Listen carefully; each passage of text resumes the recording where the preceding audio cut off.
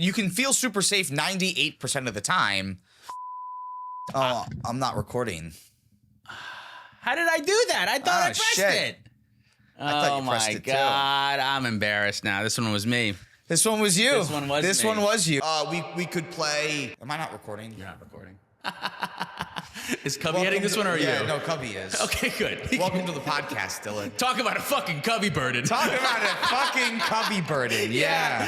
That Son makes of sense. A bitch. Cubby. Oh, brother. You know what's funny is that this one is going to Cubby. Are you ready? I'm ready. This podcast is brought to you in part by Dragon Shield. Use code PLAYTOWIN5 at the link down below for 5% off to help support the show. Welcome to the Play to Win podcast, where we, Cam and Dylan, talk about winning in cEDH. I'm Cam. And I'm Dylan. This week we are talking about all of the white cards in cEDH, why they're good, what they do, their strong suits, their not so strong suits, everything about the white cards in cEDH. That's white. That's white.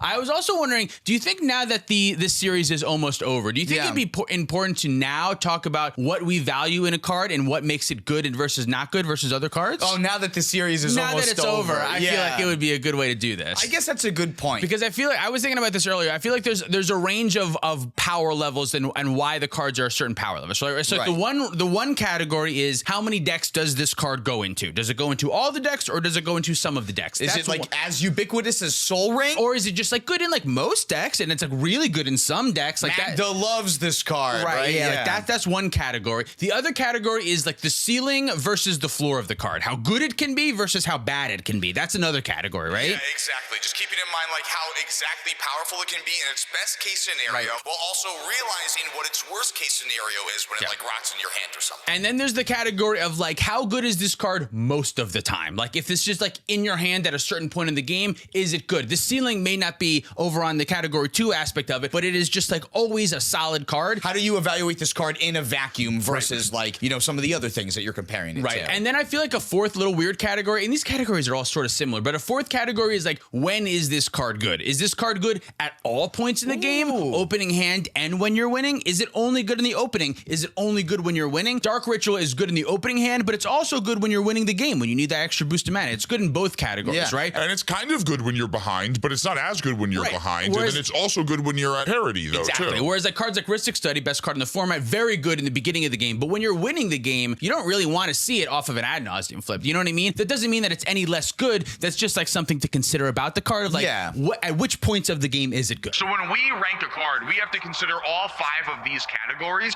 and depending on the card, it's also, like I said, going to depend on how much we weigh each of these categories too. But this is what we're looking for when we're evaluating how good a card is to be considered a top 10 card in its color in cEDH. And then once we evaluate all those things, we just then randomly decide. None of it actually matters. And we go based on feeling. Okay, I just wanted to get that out of the way. Now that the series is almost over, let's talk about some white cards. What do you got on the list? Well, white offers a couple of different things in the format, which is basically protection, removal, and value. Yeah, and when you say protection, we mean a very specific type of protection, too. I don't mean mana tithe. We will not be talking about the counter spells of white. We specifically mean things that stop your opponents from casting spells and interacting with you. That's the biggest thing that white offers realistically is like those silence type effects, and your opponent can't cast spells during your turn or right now or whatever the case may be. Some version of this effect. Those silence effects are much more powerful in multiplayer than they are in 60 card, I feel like. Absolutely, yeah, because there's more people that could have interaction for you, so you just need to make sure that you're completely safe when you're going to go off in your combo. They might have Rhystic Studies or other card draw engines that are going to find them interaction as you're going through your multi-spell line. And then once the silence resolves, it doesn't matter how many cards you feed them because there's so few things that they can do after they're not allowed to cast spells anymore. Hydration break. Now we won't fuck anything up. I've decided now. Before I was like, I think I'll fuck some things up. But now I think I won't. Go ahead. You got the list. What do you want to talk about first? Silence. Silence. It's an instant. It's 1 mana. Your opponents can't cast spells at all this turn. This turn. Not on your turn. This turn. It's just this turn in particular. Yeah. So you can do it on an opponent's turn and stop them from going for a combo. You can do it on your turn to make sure your opponents can't interact with you at all. You can do it on your opponent's turn and have your opponents can't interact with you at all. Both of those 2 things that we said, a little half A, a little all have B. They're all true. Where Yeah, you can right. go Someone from- ad nauseums, you silence a response. Once that resolves, you born upon the wind. Right. This one I feel like is probably the strongest because it's 1 mana, it's instant, it affects all of your opponents. The only issue with it, if I could make up an issue, is like, I guess Mental Misstep could counter this one, and it being an instant, like that triggers Mystic Remora, whereas the other ones might not trigger Mystic Remora because they'd be creatures or something like that. That is true. Yeah, the fact that like this is a castable spell that you have to do on the same turn that you're trying to go off, if you're using it to protect yourself, that can be a downside, but it can also be an upside because it kind of forces your opponents to use all of their interaction on that silence instead of your win condition. Right. So 100% of the time, you're like baiting out a pact negation with Yeah, it. and even if they counter the silence, sometimes that's all it needed to be. It just gets the counter spell out of their hand, and then you can resolve the spell that you really cared about afterwards, right? So you kind of like make the table talk about it then too, right? They have to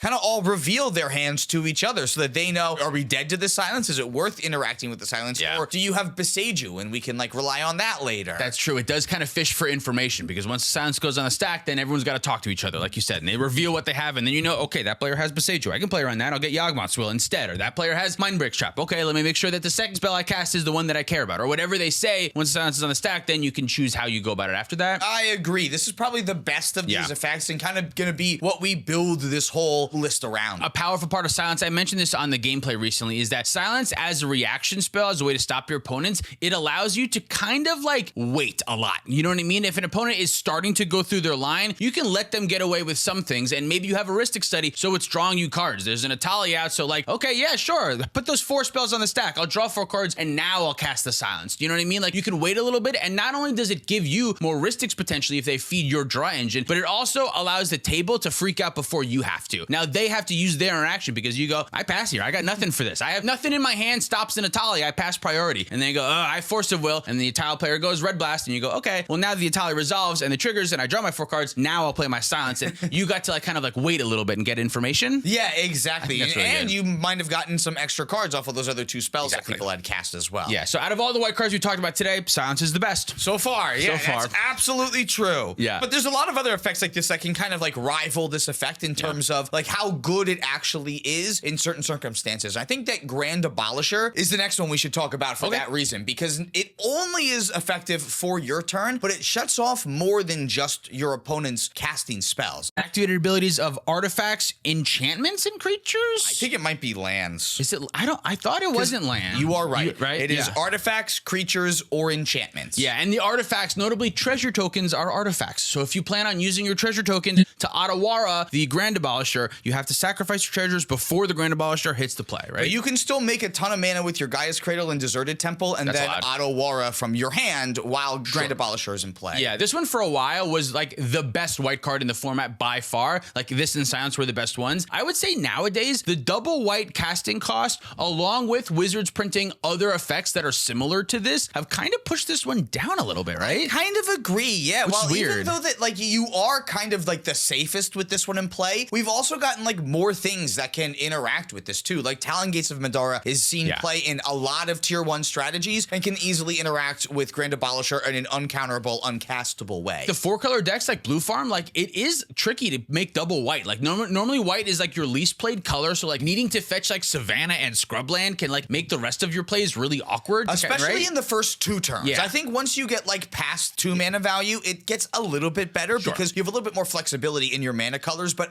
as a 2-drop for something like this, I think, I mean, you're not really trying to get it out on turn 2 a lot of the time. But like a lot of times what can be good is like, I need to get my Grand Abolisher out a turn early so that I can go to my turn and have that 2 mana freed up to put my win on the stack, especially if you're trying to win early or something like that in a Blue Farm deck. But at the same time, I feel like if you're not on Eldritch Evolution or other ways that you can cheat it into play, I think I agree. That white is really hard to fix yourself in a lot of points in the game. And not to say that like it's undoable. Like you said, like we're playing the best mana base in all of Magic. It's very doable, but white and a generic is just straight up easier. And there are other cards that do the same thing for the same mana. And yes, like shutting off artifacts and enchantments and creatures, that's part of it. But realistically, the most important part is that your opponents can't cast spells. That's what we're looking for more than the other stuff. So if there's other effects that are going to be similar and kind of replaceable over this effect, then I can understand why other decks are leaning into those easier to cast cards instead of having to worry about finding white, blue, black so that they can cast as Oracle and Consult after that. Yeah, especially if you're on like a turbo deck like Nick Fury. I played both of the white and a generic. Your opponents can't cast spells on your turn. We'll talk about those in a second. Jennifer Walters Walters and Voice of Victory, but I didn't play Grand Abolisher because in especially a 5-color turbo deck, the color pips are already very restrained, so the white feels even harder there, right? That's the thing. And I also want to say one quick thing about playing the silence body creature early. Sometimes that is the move and that's the right thing to do. But if you're playing against multiple decks with clone effects, like if you're playing against Kinnan and a Rog Thrust, it is nerve-wracking that you could give your opponents an opportunity to clone your Grand Abolisher and then they could go for protected win.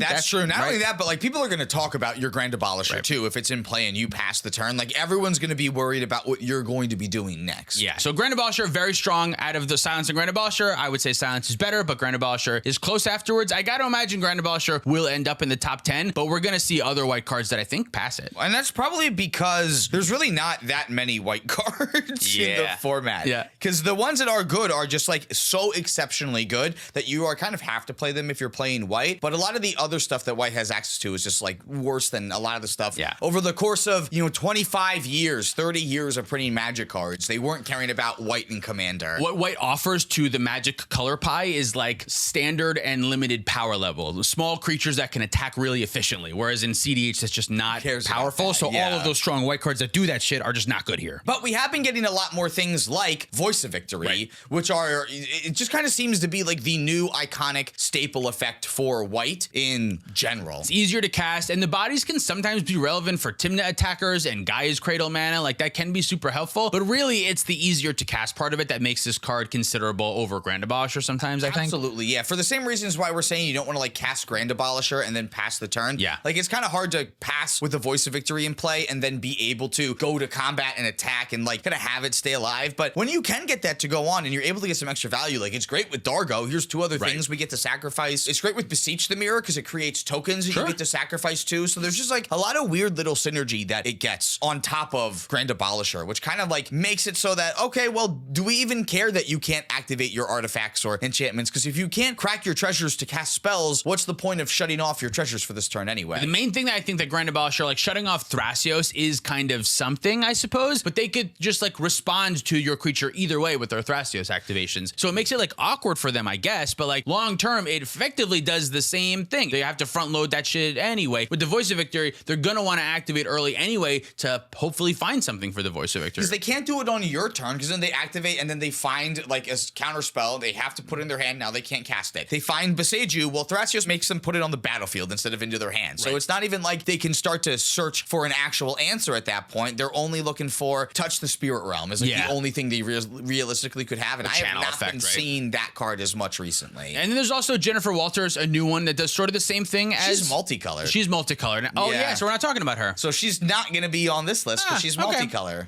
Never mind. Sorry. But she has the same thing. She has the same thing. But yeah, same thing, but a little bit worse. And I'm going to fuck that up a lot. I'm going to look at deck lists on MOXFIELD and go, why can't I put Jennifer Walters in this deck? It's a green card. Oh, Okay. I'm in Blue Farm. Yeah.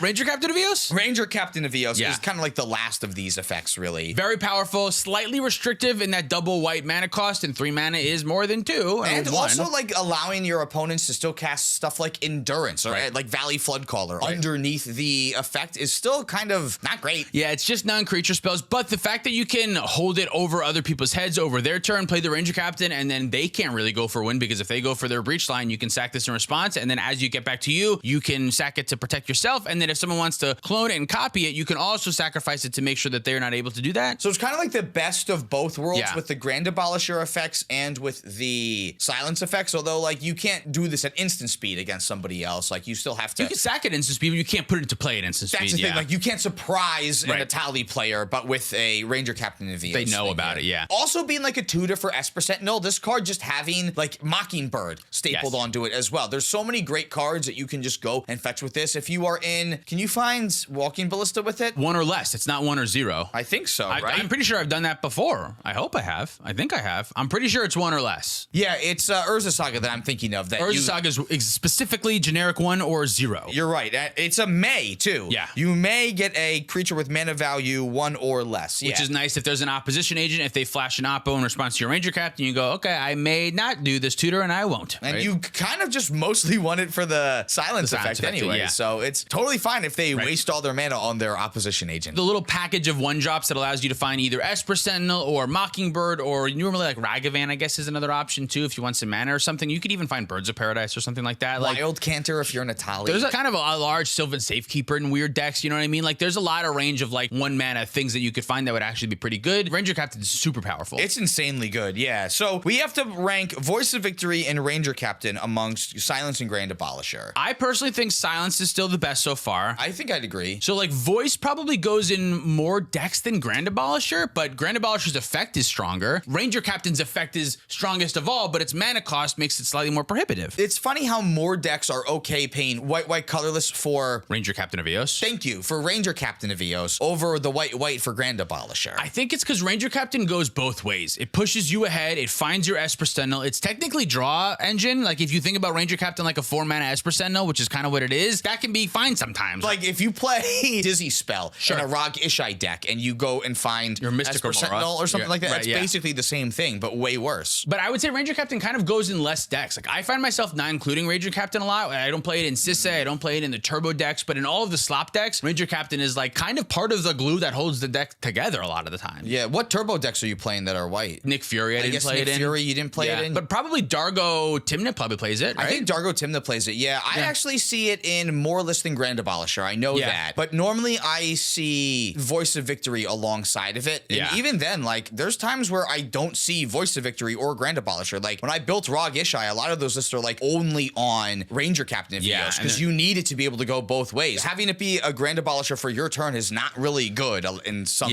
of the slop decks. I would say, probably Ranger Captain's flexibility does make it better than Voice of Victory, but I still think Silence is better. I think Silence is better too. Yeah. Silence, then Ranger Captain, and then I'm going to say I like Voice of Victory more than Grand Abolisher. I think I'm going to agree with you too. While even though, like, again, the ceiling of Grand Abolisher is kind of like highest, you could argue that all of that other synergy that we talked about with, like, the Mobilize 2 trigger gives you a lot more of a ceiling potential with Voice of Victory then too. Yeah, Voice of Victory gives you some options to help you further win the game. Extra bodies to sacrifice for make guys cradle, whatever we kind of mentioned. Yeah, but if Voice of Victory stops 97% of what's in your opponent's deck, then Grand Abolisher stops 98%. Right. And I don't think that's enough of a percentage point for, like, what a lot of the downside ends up being. Yeah, 100%. Other silence effects. Oh my God, Orm's Chant should be Chant. on this list too. Well said. Thank you. Orm's Chant is only one player, right? It's better at stopping a player from winning the game than it is at protecting you. You're right. It is definitely much more better at only stopping a player. There are some situations where, like, there's only one blue player or there's 2 blue players and the one blue player doesn't have that many cards in hand. So, like, what it does is shut off, like, the one blue player. You can deal with the other 2 players after that, maybe. And there's stupid scenarios where its kicked ability so that the player can also not attack is dumb and it works really well. Before Timnit can attack or whatever. Like, you think, like, oh, Timnit Dargo has gained some value. I want to silence them anyway. Let me just kick this Orm's Chant so they can't draw cards and then also can't win the game afterwards. Great against Winota. You know, a lot of these decks that just, like, have these win conditions of going sideways, which there's not a lot of those anymore, but it's still, like, a nice kind of backup thing to have. If you are going to get swung at by a flipped Atali, now you can say, you can't attack me. I'm going to, or show it to the Atali player and say, go, attack someone else, so I'll use this, right? Exactly, yeah. I would say that it's much better in, like, the slop decks than it is the faster decks or whatever. I'd agree. Yeah, I don't think I would put this in a turbo deck either. But I feel like it's almost part of the necessary pile of, like, ways to not die if you're trying to make it into the long game, right? It's very powerful at, like, stopping a big combo line or something like that. It's so good against Ral and so good against Atali and Rogsai and all these things where, like, one counterspell might not be enough to stop them. And it is kind of really nice for those decks where Mox Amber makes white mana, like a Yoshimaru Thrasios. I mean, maybe even, like, if you build a sloppier version of Nick Fury, it might still be nice to have in something like that because you have the interaction on turn 1 or someone else's turn 2 on your turn 1 so that you could Orm's Chant them if you need it. But I think the specificity of the card makes it a little bit worse than the other ones we've talked about. Although there are a lot of decks that play it and don't play Grand Abolisher or Voice of Victory, like Rog Ishai, though, too. But I don't think that is, like, the end-all, be-all. I think it's, like, kind of a necessary evil, where instead of playing a better version of the effect, we kind of have to rely on this worse version of the effect because it's more important that we stay alive versus, like, open up too many more windows to try to win the game. Right. I still think Silence, Ranger Captain, and then I want to say Voice of Victory is next, and then is Orm's Chant better than Grand Abolisher? I don't think so. I think Grand Abolisher. We're probably getting close to a point in the meta where Grand Abolisher is worse than Orm's Chant, but I feel wrong putting... It does feel wrong, right? Because Grand Abolisher has been so good for so long, but I do think it's being bumped out a little bit. I kind of think so, too. I mean, like, Thrasios Timna, I guess, is, like, probably one of the more prominent Grand Abolisher decks right now, and Thrasios Timna gets worse and worse and worse in the meta all the time. Like, Atali's better than Thrasios Timna, Sisei's better than Thrasios Timna, Yeah. The other top 4 decks we talk about all the time being Blue Farm, Rog Sai, Rog Thras, and Kinnan, all better than Thrasios Tymna. Rog Ishai is probably better than Thrasios. Rog Ishai is probably better than Atali and probably better than Sisay and Yeah. probably better than some of the other top 4 decks right now too even. Better, you know, What is better? What does better mean? What more, is better? more played and more winning are the other Is cards. that right Yeah. now I feel like this is how they Right, rank. yeah, exactly. Yeah. So But- I think for now, I'm going to have Ormschant under Grand Abolisher, but I think it's very close. I agree. I think it is very close and getting closer and closer every single day, just like me and my dad. Value is going to be the next category Yeah. we should sink our teeth into because we already talked about Esper Sentinel, so we might as well get this card out of the way here. This one's probably going to shoot right to the top. This is one of the strongest cards in the format, right? It's like the best turn 1 play you could have if you're playing white in your deck. Yeah, this one goes in, I think, every white deck. I don't think there would be a white deck that wouldn't want to play this card. I don't think so either. Yeah, this card like alone fixed white's problem in cEDH. When you say fixed white's problem, it did, but it kind of didn't because all of the other decks, like blue decks that play white in it, still get to play this card alongside Rhystic Study and Mystic That's Gamora. true. You know I what guess I mean? it gives you more of a reason to play white in your deck Yeah, so yeah. that you can feel better about not having blue in your deck if you're Tim the Dargo or something. Right, yeah. Like it's still better to play white with blue than white without blue. Absolutely. And Esper Sentinel is part of the reason because the white with blue decks get to play Esper Sentinel and Mystic Gamora, and the white without blue decks just get to play Esper It Sentinel. is crazy how Mystic Remora and Rhystic Study alone are not enough card advantage engines in your deck. But Right. the second you get Esper Sentinel in there, you're like, I feel way more comfortable now. Right, yeah, and I think it adds to that like blue-white strength of cEDH right now with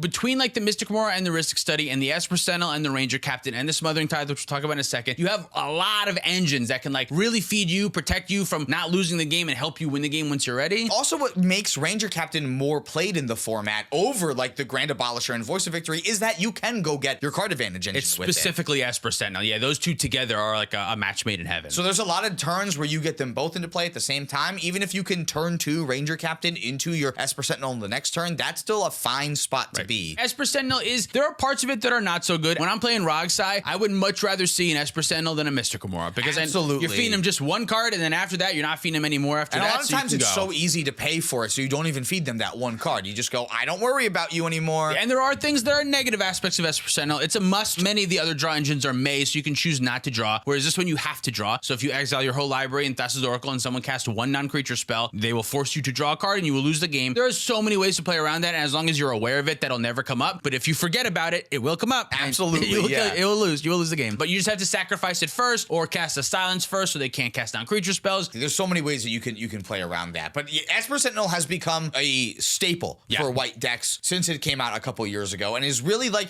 the leader of what started to change white in cEDH and put it in the direction that it has started to go, which has made it way better to help the control decks in the format stay alive and generate a bunch of advantage. Resources, yeah. Resources, just win yeah. by card advantage. It allows like control to kind of be an option of like you can just win by having more cards than your opponent and you will find a way to win with kind of whatever at the end. Lean towards the advantage side of this a little bit more because a lot of the other value pieces we're going to talk about today are treasure engines, Right, really. yeah. Like Smothering Tithe. You mentioned Smothering Tithe already. And this is one that is just another one of these ubiquitous commander cards that was printed, and I wasn't really playing a lot of commander when this card came out, so I just kind of wrote it off as a 60 card player. It was terrible in draft. Why is this so rare? For a while, realistically, Smothering Tithe was thought of as like not great in cEDH. Like it was fine in some decks, but it was slow. 4 mana felt like it was a lot, and before like everyone was as all in on Rhystic Study, it just didn't often make enough. It made you maybe 3 treasures a turn cycle, and that was pretty good. But like nowadays, it's basically fucking omniscience. It makes you like 10 treasures a turn cycle, and in the beginning, it might make less. And it's weird. I have kind of a jaded opinion of it because when I play it with Sisay, it's like #1 threat. Everyone must kill it right away, and it never actually does anything for me because everyone gets rid of it. But in some of the other decks like Rog Ishai, it's like not as threatening somehow. I don't know fucking how, but it's like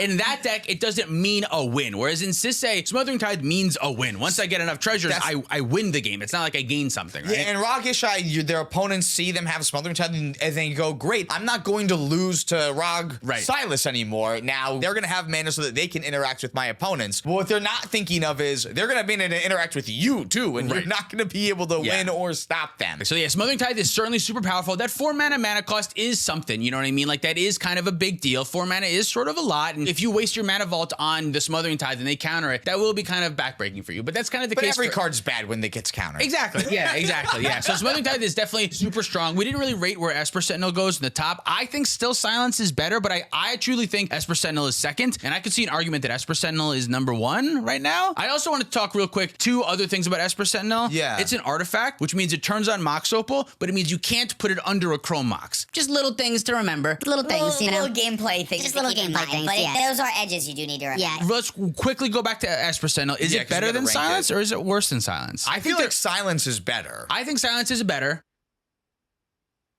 but I think they're very close. I also think that they're very close. I guess we ranked every counter spell underneath Rhystic Study. Yes. But is Esper Sentinel enough worse than something like Force of Will and Flusterstorm that we should also be considering it like worse than Silence, like an interactive spell here too? I would say that Esper Sentinel is a far bit worse than Rhystic and Mystic because it's just the first, and it doesn't really claw you back into the game in the same way. You're lucky if you draw 3 cards in a turn cycle Right. that I find. Which is great. That's really good. so great, right? If it's Ancestral Recall, it's great. Rhystic Study can draw you 10 cards in a turn cycle or something. It's the first thing that Bowmaster hits off all the time too. I think Silence is better than Esper Sentinel, and I still agree that Rhystic is better than Force of Will. I think the I'll gap agree is with there, those yeah. two. Where do you have Ranger Captain of Eos with Esper Sentinel? Because, like, should we keep in mind that Esper's Esper better. Sentinel is stapled to Yeah. Ranger Captain of Eos, so 100% of Ranger Captain of Eos is also our card advantage engines? Yeah, every time you see Ranger Captain, you see Esper Sentinel. They are always together, but there Unless are... you already had it in your opening hand and then you have to get Mockingbird. Right. Really, all I mean is, like, in every deck that Ranger Captain is in, Esper Sentinel is in that deck too, where there are some weird decks that play Esper Sentinel but don't won't play Ranger Captain. Yeah, I Right? think that makes sense. And because of, like, the mana cost and because, like, it's turned on right away and it helps claw you out of mulligans a lot easier, I personally think Esper Sentinel is better, but I think Ranger Captain is right under that. Because by the time you get Esper Sentinel after Ranger Captain, you've had to have white mana up. It's kind of a lot, It right? can be a lot. And you can spread it over the course of 2 turns, but that makes Esper Sentinel way worse. Like, Esper Sentinel's great on turn 1, Yeah. when you are going first, when you are going last. Like, doesn't matter what seat you're in, I'm happy to have Esper Sentinel in my opening hand. Always good in the opening hand, yeah. Exactly. Yeah. Whereas, like, a Ranger Captain of Eos, I'm also happy to see in my opening hand, but the Esper Sentinel on turn 3 is way worse than it is on turn 1. Right, yeah. When you're already winning the game, you don't want to see an Esper Sentinel off of your final Rhystic Study draw or off of your Ad Nauseam flip. But having a Ranger Captain at the end, you go, oh, now perfect. I'll slip a Ranger Captain in and then go for win. I guess great it's there. true. So if we're looking at only like the abilities for Ranger Captain, like the tutor ability in the Quadrant Theory is not always good. In the early game, it's great because you Yeah. can go get Esper Sentinel, but in the late game, you don't care about Esper doesn't Sentinel as matter. much. And if you're winning the game because you care about the silence effect, you also realistically don't care about Mockingbird, and you realistically don't care about Ragavan. Like, maybe if you're a Walking Ballista deck, now you have your win con or something like that, but Yeah. a lot of decks don't have their win condition stapled onto Ranger Captain of Eos like that. So I think with all this being said, I do think I'm agreeing with Esper Sentinel being better than Ranger Captain. Yeah, I think so, but it's close. And then is Smothering Tithe like worse than Ranger Captain? Oh, or is think it better? I want to say that it's better than Ranger Captain. Okay. But this is a little bit jaded of me because I'm looking at white mainly through the lens of Sisay. And so okay. far, Silence and Esper Sentinel and Smothering Tithe, those are all Sisay cards, whereas I don't play Ranger Captain in Sisay. Yeah. That doesn't mean that it's necessarily worse, but that's kind of where I'm coming from of like, there are some decks that don't play Ranger Captain. I don't know that there's any white decks right now that don't play Smothering Tithe or Esper Sentinel or Silence. If you're in white, you're sloppy right now. Like, yeah, there's or not to the Dargo, but you want the treasures, right? But you want the Like, treasures, yeah. You absolutely want the treasures. I guess from a play standpoint, that's better. And I guess the ceiling of Smothering Tithe is higher than the ceiling of Ranger Captain too. Yeah, the ceiling right? is infinite mana, effectively, right? Like It 4 could mana for be- infinite mana. Yeah, I guess how many cards? It's 300 treasures. yeah, One for each card in Yeah. your opponent's deck, I guess. Roughly, yeah. until they start endurancing their library back in and they can make more than that. And then it is infinite. Yeah, but I feel like you still lose that game if they do that, though, Probably. because infinite mana loses to infinite cards, I guess. Infinite mana loses to a silence effect. If you don't have anything to do with it, you just get silenced. Who cares about your infinite mana? That's true, but the decks I don't know that are putting making them up against each other is a good way to compare them. I think Smothering Tithe is better than Ranger Captain. You might have me convinced. Should we talk about any other value engines? Yes, Taro, we maybe? should talk about the Taru for sure. This yeah. is one that I was like unsure of when it first came out of like, is this card actually going And to I'm be not any gonna good? lie, I'm still a little unsure of it. But Really? like, I think it's good. It's just good enough. Yeah. I don't think it's great. I don't think it's like spectacular. I think it's just good enough because we don't have another Lotho kind of effect effect. Yeah. Like it's worse enough than Lotho that it makes me sad. Worse than Lotho. It's just good enough that it will be replaceable the second we get something better, which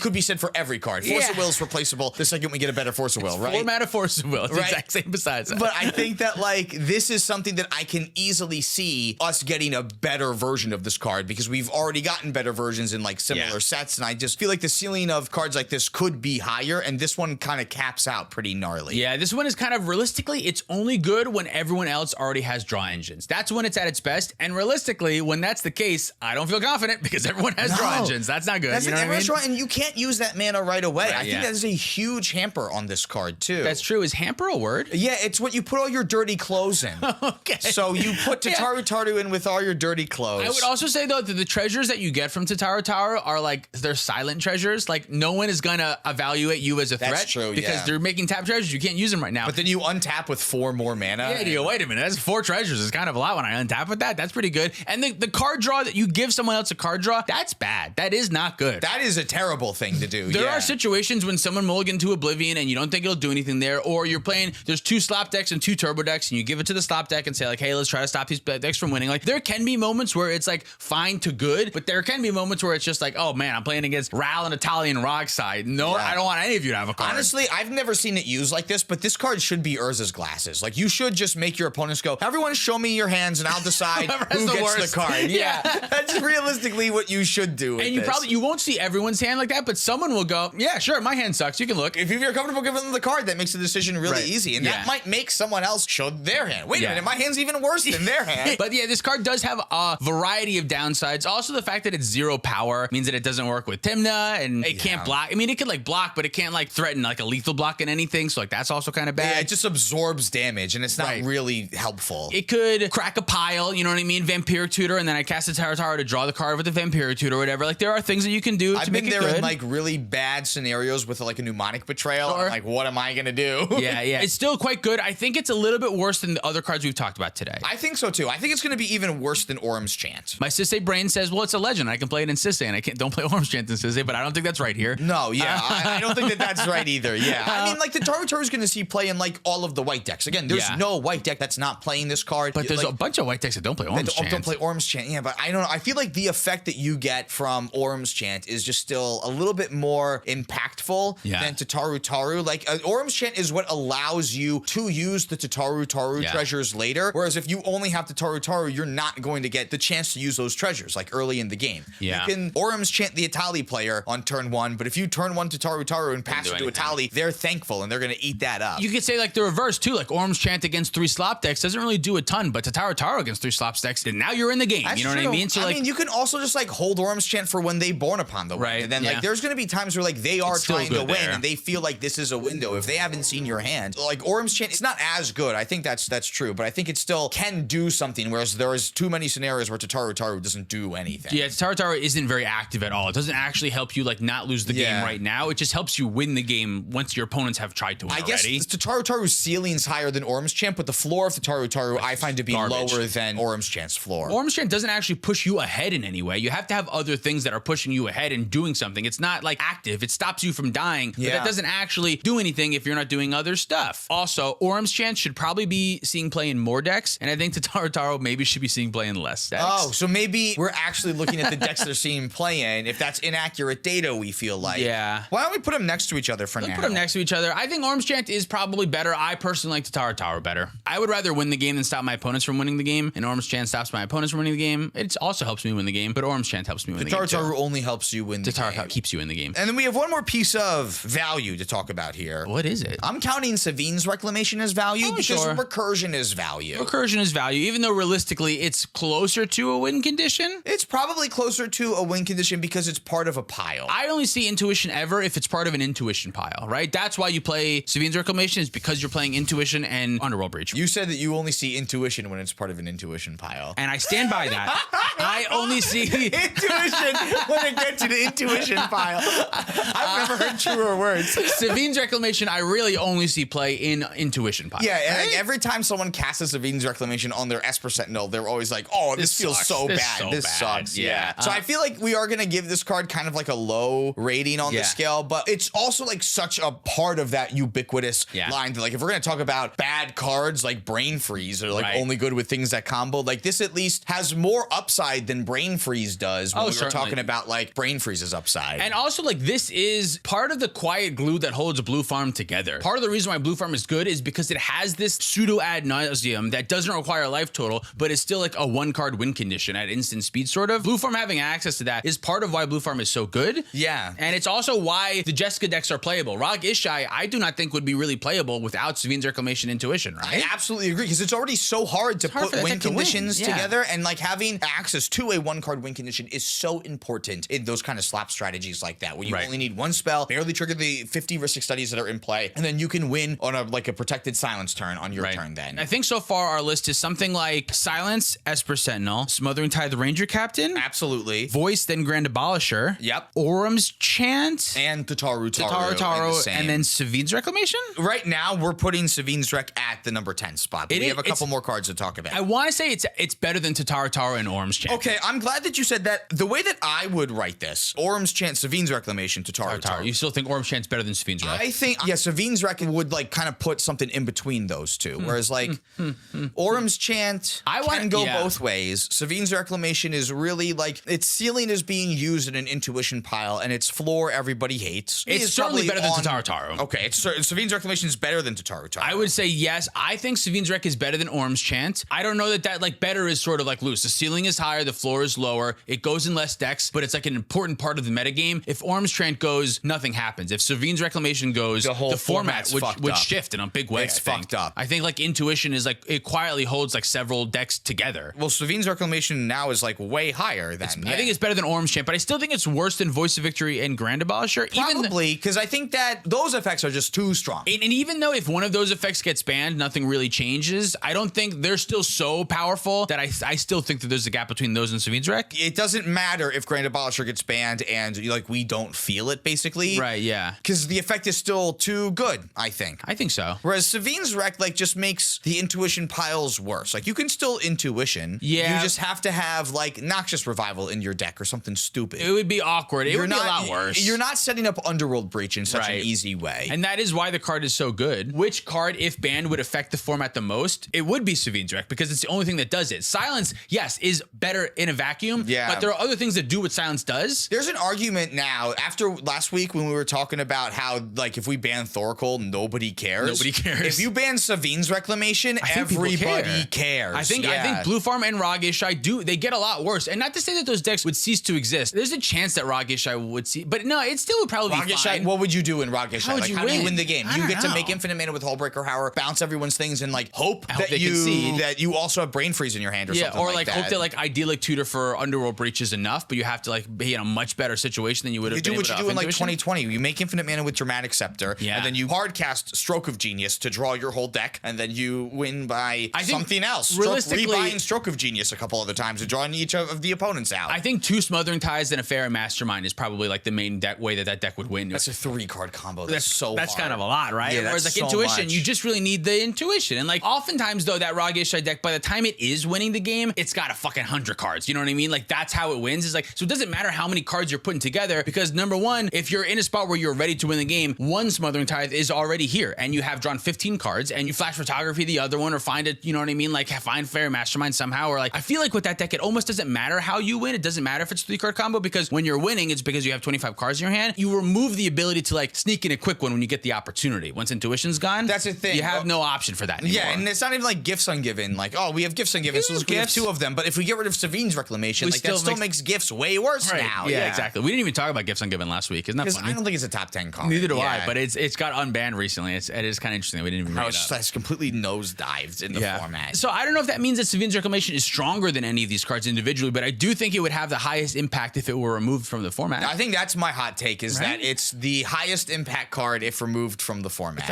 I guess Underworld Breach, technically. Out of the white cards, it is. But out of the white cards, I would say even out of a lot of the blue cards, too. Maybe, Definitely. Definitely fast as Oracle. Specifically because I think Blue Farm is the most played deck in the format. I don't know if it's the best deck in the format, but it is certainly the most played deck in the format. So it like wins the most and it shows up the most, but it's also because played of the most. statistics and how that works. But like if you go like percentage and like which deck individually is winning the most, it's not Blue Farm. But still, it would change the format the most because Blue Farm's, I don't know if their best wins like their best win condition is intuition. I feel like when I see Blue Farm win, most of the time it's because they've already drawn 10 or 15 cards, but they end on intuition or like, they can do Breach and Thoracle ad nauseum, whatever, but like they have that opportunity for intuition. So I'm like going they have 10 cards, but one of their 10 had to be intuition for them to win. Otherwise, they're just like, oh, I have 10 cards. I can draw 10 more cards and just hope I find it. But that might be a passing of the turn after that or something like that. I gotta say, Silence and Esper Sentinel are better, but I could see an argument that Savin's Wreck might quietly be third. That feels kind of nuts though, because it does suck. Like better than Smothering Tithe, just because of like how much it keeps the format together.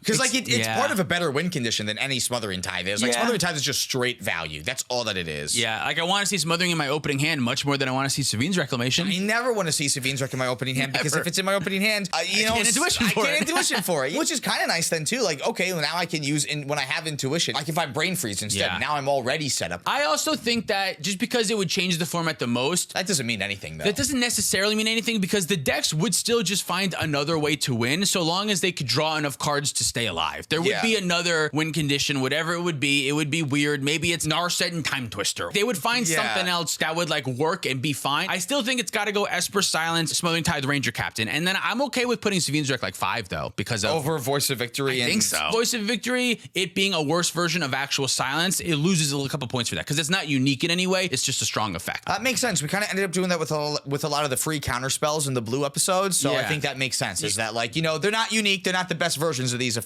Right. We want to keep the best versions in mind because, I mean, if we're also keeping in mind, like, Silence and Ranger Captain of EOS are the only versions Ragishai plays and a lot of, like, the slop decks play anyway. Yeah. So we have 2 other cards that I kind of want to hit here. Enlightened Tutor is one of them. Enlightened Tutor is very good. This is a great card. This goes and finds, like, the best card advantage engines in the world. It goes and finds the best win conditions in the world. I think that the fact that this one can find Underworld Breach or Heuristic Study, that in itself is good enough to make it quite good. Remember when it could find Mana Crypt? That was so good. That was quite good. It got way worse after that. But it can still find a Soul Ring or a Mana Vault, I guess, if you wanted to. It can be mana. It can find a Smothering Tithe. Oh, we don't have to list all the artifacts and enchantments that there are. It's a very good rate. A top deck tutor, those are always quite good. I think it's probably worse than Voice of Victory and Grand Abolisher, but like better than Orm's Chant, right? It's a little awkward. You go, I don't really need any of the things that this could get me. Right. So it's just going to dry up in my hand for a little bit. It doesn't get you a Fierce Guardianship. It doesn't protect your win condition if that's what you need. You know what I mean? It is just your win condition. It's just your win condition and only one of them. It doesn't find you ad nauseum. If you're set up for Breach, it can help you find the Breach. And because Heuristic Study is so good, I think it gets extra points because it does find Heuristic Study. There's a lot of hands where, like, if you have 2 lands in Soul Ring and Enlightened Tutor, it's just a turn 2 Heuristic Study all the time. So it's quite good. Better than Orm's Chant. Better than Orm's Chant, better than Tataru Taru, worse than Grand Abolisher. Yeah. And then removal. We're finally getting to the removal category here. Swords to Plowshare sucks. Swords to Plowshare sucks. Honestly, why talk about Path to Exile? Why talk about Erode? They're all worse than Swords to Plowshare. Swords to Plowshare is fine. I think it's like the only piece of creature removal that just gets rid of a creature that you would play. I personally like Dismember a little bit more because it's easier to cast and it hits almost all the same stuff. Very few people like Dismember even in their decks. But Smothering Tithe hits Hullbreaker Horror, I suppose. What does?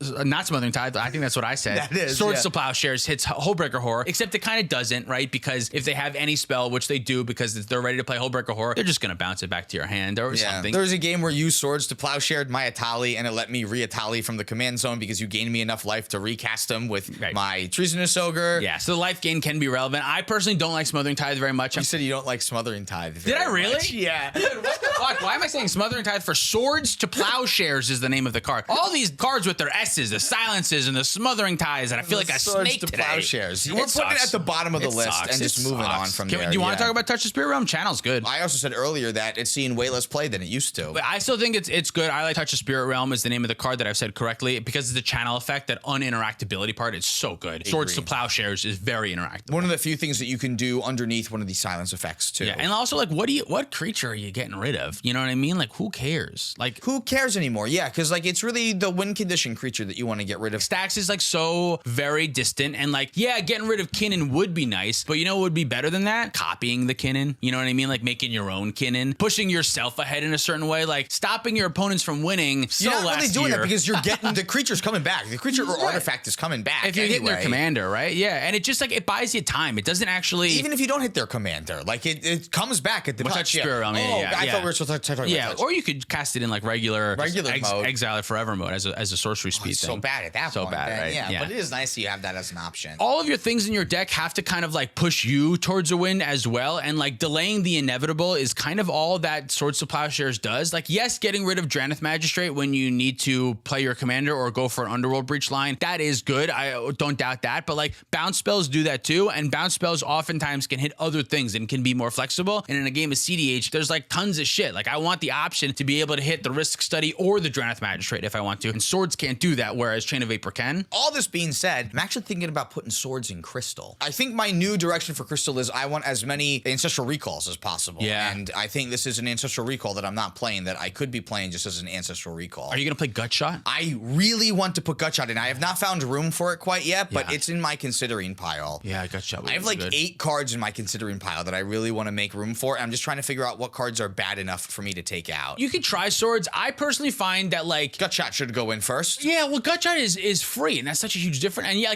Gutshot doesn't really hit anything, and swords hits like everything. But Gutshot hits everything it hits at the same time. Yeah, Yeah, it does. Like, even does if it just hits Rograck or it hits the things you care about. It hits Bowmaster, which is very great. true. Like, obviously, just the fact that it targets something is the only thing I care about. yeah, it's just a free spell, right? That's really the most important That's thing. all. Yeah. And the swords, I just feel like swords too often. It just like in limited, like gain 6 life feels like. Well, okay, I guess technically that bought me a turn, but I wasted a card on it, and my opponent still has all of their stuff, and they're gonna kill me next turn anyway. Like, yes, you do get rid of their thing. There's another opponent. You stop. Yeah, okay, I stopped the Kiki Jiki line, but then Kinnan's gonna win over here or whatever. A bad example. You know what I mean? But like personally, that's how I feel about swords. But I'm not very high on it either. Well, we have a top 10. Should we go over our top 10? Yeah. Do we want to talk about any quick honorable mentions that are like powerful cards that are not good? Yeah. What else you got? Like Ideally Tutor is way too expensive, but it sees play in Raw Gay Shy, and it like gets what you need to. Because the only thing that you need is a card advantage engine. Right, yeah. Deafening Silence is a card that we briefly mentioned that is terrible, but probably, realistically, the best stacks piece in the format right now. I would think so too. Yeah, any kind of like semi-rule of law effect is really good, and it's really great at stopping the turbo decks from going off. I hate seeing that card so much. It is very annoying for a tally. Yeah, it's very annoying for Rogsai. It's very annoying for Ral. I do not like seeing that card at all. Yeah, don't take it out of your decks. Everyone should take it out of their decks. And then what other? Those are the only 2 white cards that I thought about. Like these are cards that I see from time to time. Like with I feel like the white pool is shallow, right? It is. Yeah, Archivist of Agma is another card advantage engine, but again, it doesn't really see so much play, especially since Wanshi Tongs come out. What else am I? No, there's like weirdo Sisei cards that I don't think it's worth mentioning because I don't even play Skrelv anymore. I think every other card that we mentioned is going to be like a weirdo card that might be good in a deck. Like, do you want to talk about every single Tim the Dargo card? There's a bunch of Teshar cards that we're not going to bring up also. Oswald, Fiddlebender stuff. Oswald's good. I like it in casual. Yeah, okay, that's probably it. I think we got the good white cards, right? Oswald's good. I like it in casual. I love it in my Astor equipment deck. I can I'll like sacrifice like a little shitty artifact like my Ginger Brute and I'll go find Boros Signet or something. I like it when it does that. It's nice. Best case scenario. Yeah. And then everyone realizes that it's kind of bad. And like, oh, you're just getting like mana with it. And then later on, you get like an equipment that's like, now I get Sword of Feast and Famine. It's like, really good. Oh, shit. Yeah. Do you want to hear the top 10? Yeah, let's do a top 10. I think we got this one's quick. Our number 10. Taru. I agree. I believe that. Our number 9 is Orum's Chant. Sword Splash. They're really like kind of together. They're Yeah. really kind of together, but Savine's Reclamation was better than Taru. I separated them. It's weird because Savine's Reclamation is clearly better than Taro, but I don't think it's clear that it's better than Orum's Chant, but it is better than Orum's Chant. But it's better than Orum's Chant. It's also better than Enlightened Tutor, which is going to be our number 8. Yeah. And it's also better than our number 7, which is Grand Abolisher. I would say 5 years ago, I would have argued that Grand Abolisher is number 1. I would have said it's even better than Silence. Oh, absolutely. Nowadays, I know that Silence is far better. I know that that's wrong now. Yeah. Because Voice of Victory is also better than Grand Abolisher. That's our number 6. Yeah. Right? Is that wrong? No, that's right. so right. The cheaper to cast is that much more impactful than the weird little things that Grand Abolisher does. I One stand by generic that. is so much more impactful than 2 white. Yeah. And Mobilize is arguably as much of an upside as activate abilities of creatures, artifacts, and enchantments too. Because it might as well just be artifacts and creatures, and it might as well be nothing at the same time. Then our 5th best white card in cEDH is Savine's reclamation. Yes. That's true. You can't argue with that. That's Nope, the only it's thing fact. that's the only fact that we talked about today. Number 4 is Ranger Captain of Eos. Yep. Number 3 is Smothering Tithe. The second best white card in cEDH is Esper Sentinel. Yeah. And of course, the best white card in cEDH is Silence. Yeah, that's right, right? I said Silence. Oh, sorry.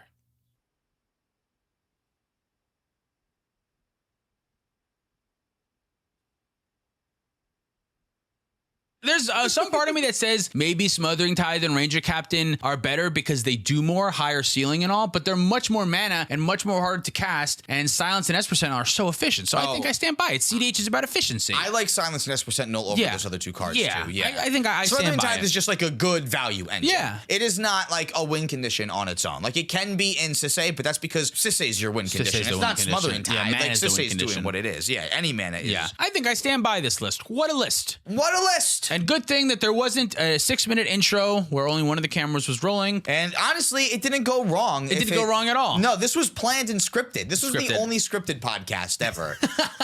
Thank you so much for watching. If you want to support us directly, you can do so on Patreon, like our $100 patrons. Andrew of Knox, Han Diddley, The Asian Sage, Tenception, Mac the Mad, Seabass, Not Kareth, Bob the Skull, Davisher, Abyss A, Peggy, E4 cards, and more. Red, Finks MTG, Wandering Around, the Thresmian, Mike H, Tom Bieber, Cumulative Upkeep MTG, Nathan Cohen, Mr. Jerby, Okie Toad, Penguin Man, 0089, David Newman, Johnny Denver Omelet, Rocky Halls, Pat Fires, Will Cole, Spangler, Larceny Roars, Sparky Blue, S.E. Phillip, Olin Groupie, Zach Hartley, Reactive, Sean on the Ice, The Orcs 472, Gare Bear Garrett, Mace the Ace, Luke Cook, Connor Sipon, Joshua Day, Demon of Rosgrease, Peter Stewart, Cornel Wild, Uncle Butts, Doot Luke, Quadja A. Hamid, Scott Hawk, and Baby G-Bus. Want to pick up any of our merch? You can do that at playtowinmtg.com. Thanks, Dragon Show, for supporting the show. Use code PLAYTOWIN5 at the affiliate link down below for 5% off. You can follow us on the internet for more content. Thanks for watching. See you next time.